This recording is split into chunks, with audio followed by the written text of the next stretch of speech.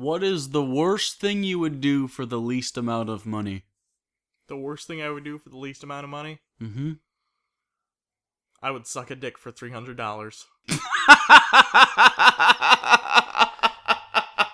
Wait, is it finishing? On me? Sure. Not in me, though. That'd be $500 minimum.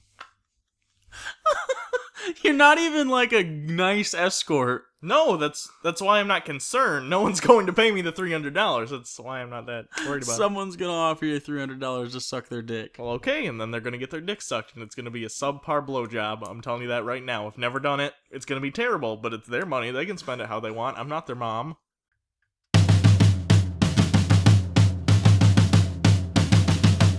La la la la la la la la la la la. Here we go.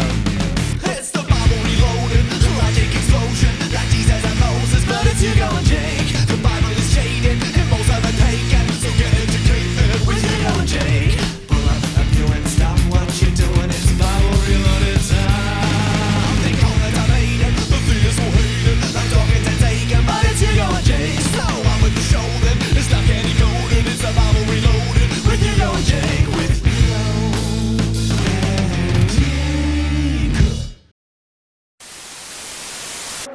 Alright, hello everyone, I'm Hugo. And I'm Jake. And this is the Bible Reloaded. Yay! The Atheist Bible Study. That is what we are. Yeah. That would be our subtitle if we decided to have one. So thanks everyone for coming to listen to us Yeah. talk about the Bible and dicks. Last time, Gideon took over the Midianites, I believe, and I think that's the 4th time the Israelites have done that or something. Yeah, I don't know. They're like the Detroit Lions. No matter how bad they do, they just keep coming back. They just keep coming back and just getting beat up again. Okay, so we're gonna go over a couple of things today, most of them moderately interesting. So Gideon's gonna die, just to tell you that, Yeah. and then we have an allegory we're going to skip, and then probably some murder. There's usually murder.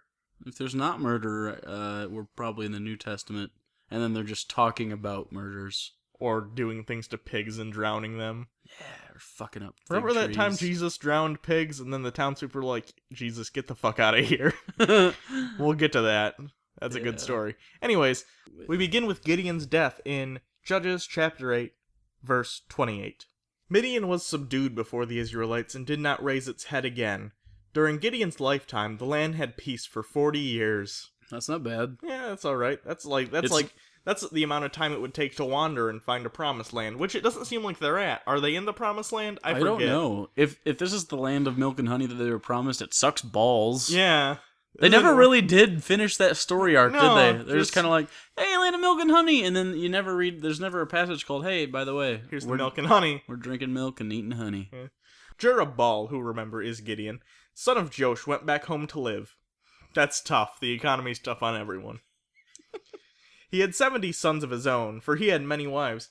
His concubine, who lived in Shechem, also bore him a son. His concubine apparently lived in a different place altogether than he did. Well, you don't keep your concubine at home if you're a smart man. Whom she named Abimelech. Gideon, son of Josh, died a good old age and was buried in the tomb of his father, Josh in Oprah of the Abizarites. What's a good old age? Yeah, he died a good old age, you know, like Dukes of Hazzard age. Looked like them Duke boys got themselves into quite a mess. See how they get out of this one. They're probably gonna jump something. That's how they gonna get out of this one? The same way they always do. They're gonna make a jump, and they're gonna honk their horn in the middle of the jump, and their suspension somehow is going to hold up. They must replace that suspension on that fucking car every week. That cop should really put them in jail. Why don't they just shoot them on sight? At this point, they're not just a menace to society, they're also, like, a health hazard for the town. It's a small town. He knows who they are. Why doesn't he just wait on the other side of the jump? Like, you know, when they land? And then just cap them and be like, I don't know what happened. Maybe they crashed, because they do jump a lot. Light it on fire. They'll never fucking know. That car was a death trap, let's be honest. It didn't even have doors.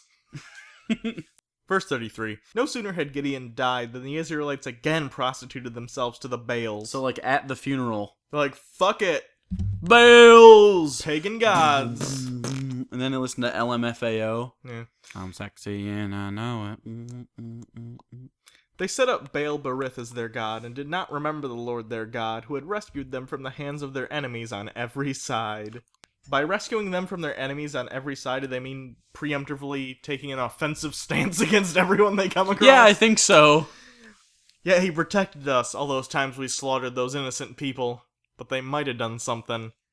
That was the problem with Adolf. They didn't preemptively stop Adolf. That's why that was allowed to happen. That was a bad thing. They also failed to show any loyalty to the families of Jerubbaal, that is, Gideon, in spite of all the good things he had done for them. You know, like make them murder townspeople. Chapter 9. Abimelech. Yay. Abimelech, son of Jerubbaal, went to his mother's brothers in Shechem and said to them that all his mother's clan, "Ask all the citizens of Shechem, which is better for you, to have all 70 of Jerubbaal's sons rule over you, or just one man? Remember, I am your flesh and blood." So what's happening here? Abimelech is the son that he had by the concubine. The way to look at this is, this would be a very bad thing. The concubine son wouldn't be considered as valid of an heir as the 70 other sons, much less someone who's born last. You'd think that the firstborn, especially by Old Testament biblical standards, would be the one who's supposed to be set in charge to rule. But Abimelech is coming in here and saying, fuck it, you know, you could have those 70 people in charge of you, or me, the whore son. When the brothers repeated all of this to the citizens of Shechem, they were inclined to follow Abimelech, for they said, "He is related to us." They gave him 70 shekels of silver from the temple of Baal Berith, and Abimelech used it to hire reckless scoundrels who became his followers. He went to his father's home in Ophrah, and on one stone murdered his 70 brothers, the sons of Jerubbaal. Are they lemmings? Yeah, I guess so. How does that work? I don't know. But Jotham, the youngest son of Jerubbaal, escaped by hiding. So, not 70. Then all the citizens of Shechem and Beth Milo gathered beside the great tree at the pillar in Shechem to crown Abimelech the king. Okay. So then Jotham comes back and tells a story that it's about plants, but it's obviously really about them. And he's just saying, "Hey, what the fuck are you doing? Don't crown him. This is a bad idea. There, I just saved you like 15 minutes. Verse 16. Have you acted honorably and in good faith by making Abimelech king? No. Have you been fair to Jerubbaal and his family? Not really. Have you treated him as he deserves? Yes. Remember that my father fought for you and risked his life to rescue you from the hands of the Midian. No, he didn't. He made us murder people. But today you have revolted against my father's family. Yeah. You have murdered his 70 sons on a single stone, and have made Abimelech, the son of his female slave, king over the citizens of Shechem because he is related to you. I mean, seriously, she was a whore. So have you acted honorably and in good faith towards Jerubbaal and his family today? If you have, may Abimelech be your joy, and may you his too. But weird. If you have not, let fire come out from Abimelech and consume you, the citizens of Shechem and Beth Milo. And let fire come out from you, the citizens of Shechem and Beth Milo, and consume Abimelech. Yeah, tell him. You think the townspeople will just be like, "Are you done now? We're doing democracy. We're trying to." That's a constitutional monarchy, really. But really, we're deciding we want him and not you and your despot brothers. Yeah, who are dead, so they're not even candidates. Yeah. So I don't know what you're mad about. Then Jotham fled, escaping to Beer, and he lived there because he was afraid of his brother Abimelech. It wasn't because of the free beer. It had nothing to do with it. After Abimelech had governed Israel 3 years, God stirred up animosity between Abimelech and the citizens of Shechem so that they acted treacherously against Abimelech. Why did it take 3 years for him to have recourse on this? I don't know. And why is God stirring shit up? Why is he must be getting bored. How long has it been since they murdered an innocent tribe? But really, again, we have this issue of free will, which we bring up all the time, but it's important because the free will argument is a lot of Christians' defenses for the problem of evil in a philosophical, theological discussion. Jake and Hugo, smashing the pillars of free will. Verse 24. God did this in order that the crime against Jerubbaal's 70 sons, the shedding of their blood, might be avenged on their brother Abimelech and on the citizens of Shechem, who had helped him murder his brothers. Did they? It didn't say that before. No. I think that just because they were around when he murdered his 70 brothers. Right. They didn't stop it. And God believes that if you don't stop something that you have the power to stop, you're in the wrong. Unless it's him, then enjoy your rape.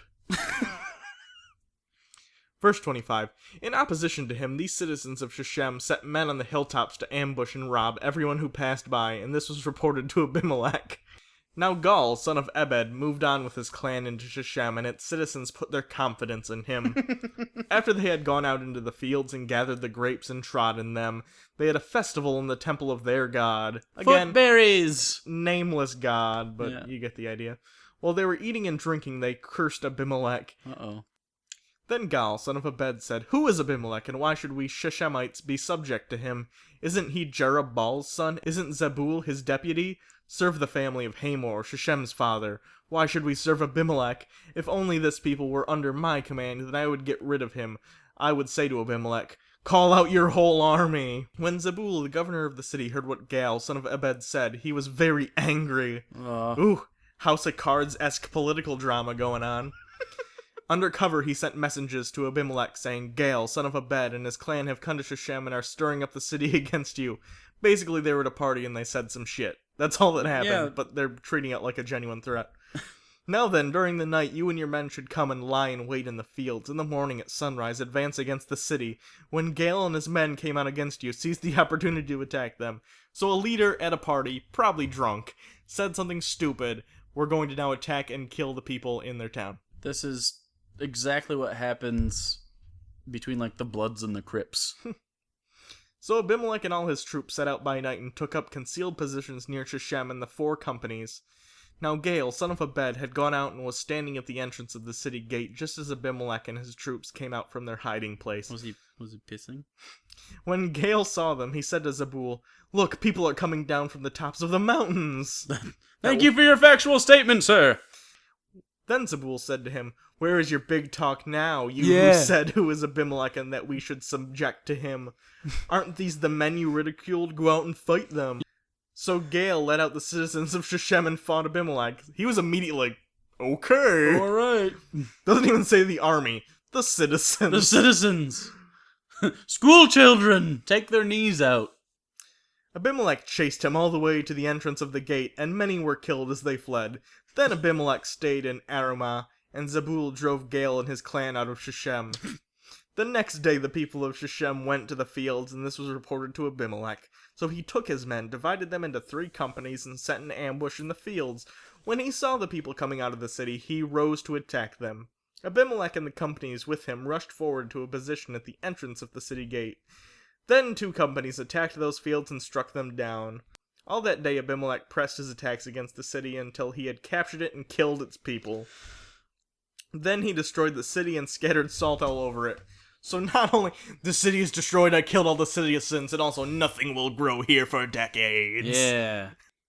Verse 46. On hearing this, the citizens in the tower of Shechem went into the stronghold of the temple of El-Berith. Abimelech went to the tower and attacked it, but as he approached the entrance to the tower, he set it on fire. A woman dropped an upper millstone on his head and cracked his skull. Ow. Yeah. Gideon's Island-esque deaths in the Bible. An upper millstone. I don't know how big a standard millstone is, but I wouldn't want to be crushed by one. Hurriedly, he called to his armor-bearer, Draw your sword and kill me so that they can't say a woman killed him. But she did kill you. You wouldn't be being murdered if she didn't hurt you and kill you. Just do it. So a servant ran him through and he died. When the Israelites saw that Abimelech was dead, they went home. Because, hey, now no one's forcing us to murder people in towers. Yeah, I'd like to think they're like, can we go home now? That's a relief. Let's go worship Baal. He never asks us to kill other people. Yeah, it's not... I think they like to write that, oh, they forgot. No, they didn't forget. They never forget, and that's why they don't go back. Thus God repaid the wickedness that Abimelech had done to his father by murdering his 70 brothers. So, like, years later, God is now saying, yeah, I did that. I let him kill a bunch of people, but he died, so I did that, right? If he had died from natural causes, I bet he would have done the same. Like, oh, he died from, pneumonia, Diphtheria. dysentery. God also made the people of Shechem pay for all their wickedness. The curse of Jotham, son of Jerubbaal, came on them. What is that curse? I don't know. It's not important. And then we get to Jephthah. Instead of reading this whole part, we're just going to summarize quickly, and then we're going to get to the good part at the end. And then we'll be done. Yay! Forever. No, that's not true. So Jephthah, basically the same thing. He's a leader, and the Israelites do evil in the eyes of the Lord. Then he has to be sent there, and they have a long fucking discussion like, should I do it? Guys, should I do it? And they're like, we don't fucking care. Just make a decision, and we'll do whatever. We're Jews. It's the desert. We don't have anything else to do. We'll probably have PlayStations eventually, but not right now. And then they get to a part where the Spirit of the Lord came on Jephthah, and then he says, and Jephthah has to make a vow to the Lord. And here is what he says. If you give the Amorites into my hands, Lord, whatever comes out of the door of my house to meet me when I return in triumph from the Amorites will be the Lord's, and I will sacrifice it as a burnt offering. Why? That's so specific. What if nothing comes out of your house and you're standing there forever? It's like he's setting himself up for failure. Yeah. He's setting it up so that the worst fucking thing possible could happen. And it does. So here's the worst thing that happens. And can I just say, as far as things in the Bible that we've read so far, this tops my top 5 worst things we've read so far. But you know what? It's going to be topped later in Judges in about 7 chapters. But anyways, let's get on to the horribleness that is the end of this episode. When Jephthah returned to his... Oh, and yes, the Lord... He does win. He wins, so he has to do the thing that he promised. When Jephthah returned to his home in Mitzvah, who should come out to meet him but his daughter, dancing to the sound of the timbrels. Timbrels! She was an only child, except for her, he had neither son nor daughter. When he saw her, he tore his clothes and cried, "Oh no, my daughter, you have brought me down and I am devastated. I have made a vow to the Lord that I cannot break." How is it her fault? How is it her fault? That's your fault. Yeah, you're a fucking You're idiot. a really terrible negotiator. "My father," she replied, "you have given your word to the Lord. Do to me just as you promised, now that the Lord has avenged you of your enemies, the Amorites. But grant me this one request," she said. "Give me 2 months to roam the hills and weep with my friends, because I will never marry." Yeah, that's pretty fucking... That's like A Walk to Remember, only her dad kills her instead of cancer. That's fucking terrible. It's... I'm just gonna walk around the countryside and cry for 2 months. I'd also like to point out the sort of social commentary on the fact that not just because she's going to die, she weeps because she will never marry and presumably bear children. Not the reason this is horrible, not the value of human life. "You may go," he said, and he let her go for 2 months. Surprisingly, she does not run away. She comes right the fuck back. She and her friends went into the hills and wept because she would never marry. Also the murder thing. After 2 months, she returned to her father, and he did to her as he had vowed, and she was a virgin, 'cause that's important. From this comes the Israelite tradition that each year the young women of Israel go out for 4 days to commemorate the daughter of Japheth, the Gileadite. I've never heard of that. And why is 4 days... Equivalent to 2 months? Yeah, they're like, how many should we do? Well, I don't know. 4 days? I suppose. That's close. I was gonna say 2 days, because at least it sounds similar, but... What if modern day Israelites end up moving to, like, Midwestern plains? They have no hills to roam in. How are they gonna not... Farm fields. You just walk around farm How fields. are they not gonna be murdered by God? I don't know. So yeah, he burned his daughter to death because of a promise he made to the Lord. And unlike before with Isaac, God never said, "Hey, stop." No, he let him burn his daughter to death. yeah. So when you have that, when you argue Isaac and stuff, and like God would never let him do something terrible to his only child. Yeah, he does. Just not that time. Yeah. So It's a mixed bag. It's like Russian roulette. except there's a lot of bullets and only one blank space. Yeah. I know.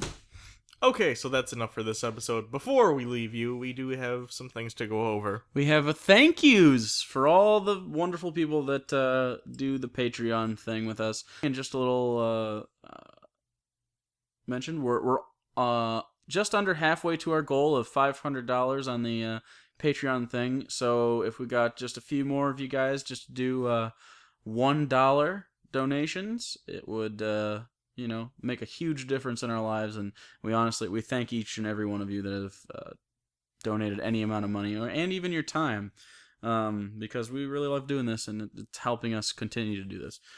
So we do have thank yous to do, and we'll start at the $5 level and work our way up.